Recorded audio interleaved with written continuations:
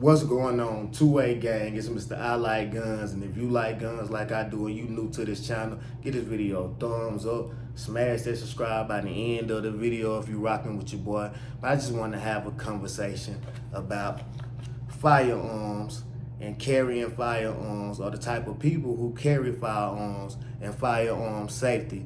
Now, it's a lot of different characters in the two-way community, and I love the two-way community. I love guns. I love everything about it, like I said.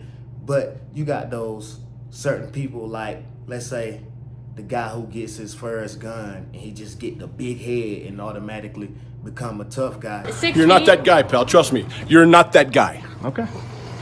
Just because he got one of these.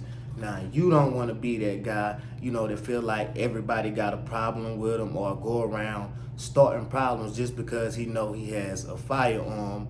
And, he want to have every reason in the world to use it. And he just this big tough guy. Now, there's always somebody out there that's going to be tougher than you, or somebody who got your number, or willing to see if you really about what you talking about. And it's not going to end well for you. Either you're going to end up dead or in jail with that mentality with firearms. So you never want to have that type of mentality. And you never want to be the guy who try to play hero. Now, I understand everybody wants to be the hero, but you can't always be the hero in certain situations. That's how you end up, in the ground, 6 feet under, playing hero. And you don't want to be the old grumpy guy in the neighborhood who has a problem with everybody who comes in the neighborhood, playing loud music, walking on this grass. For the last time, would you please stay off my friggin' grass? Please! All right, man, sorry. Thank you.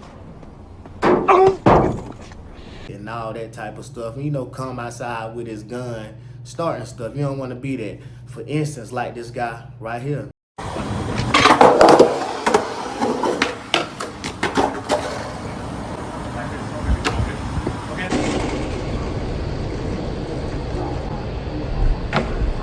out of here. Now, as y'all see, this man came and was bothering these skateboarders, filming them a skateboard video. He actually pulled a firearm on a skateboarder who didn't have a firearm and who was not bothering him. Now, him bringing that firearm in that situation could end up very deadly if either of those guys had firearms on them, just because he presented a firearm first, and that gives those guys every reason to use deadly force against him, and depending on which state that they're in. So you never want to be that guy. That could have ended very badly for this guy doing that. You don't want to just approach people with firearms for no reason and they wasn't bothering you. Now, I understand that might have been illegally skateboarding, but what does that cause them getting a firearm pulled on them? No, it don't. So don't ever be that guy. And when it comes to gun safety, don't be the gun snob who think they know everything about firearms and you can't tell them nothing about safety, because I'm quite sure everybody has been to a range with a guy who thinks he knows everything, but at the range he does the most flagging and has the least trigger finger discipline. Don't be that dude, and when you say something to them, they're like, oh, you said something wrong, and you trying to question them in front of everybody, and they want to get an attitude. Oh, I've been shooting guns all my life and I know everything about firearms. It don't matter if you do know everything about firearms. It doesn't matter. You got some people who are personal trainers and firearm safety instructors. Excuse me, not personal trainers, but firearm safety instructors, and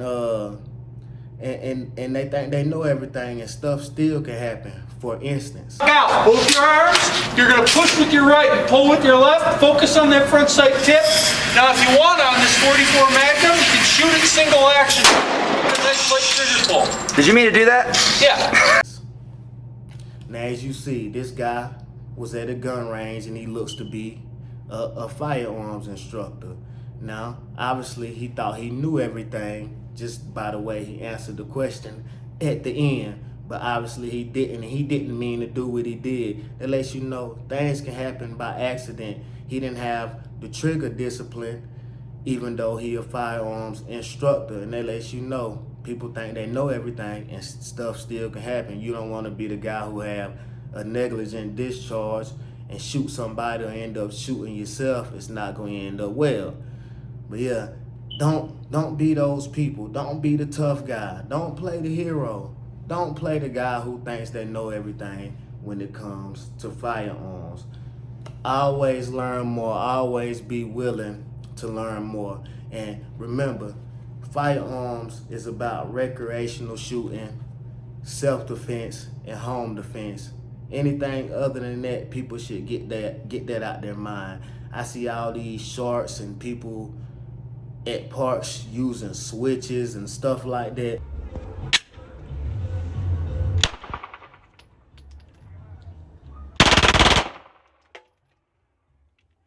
You want to end up with a Fed case and in jail for 10 plus years. Go do what these people doing on these shorts and you will find out. There's no reason you should be at a child's playground letting off a Glock with a switch. And better yet, it might not even be a real Glock. I've seen most of them are P80s, and most of these guys don't even know how to shoot these guns. I'm Maddie. And that's why innocent people end up getting hit, and they hitting everybody other than who they intend to shoot at. So when it comes to guns, don't get the swole head.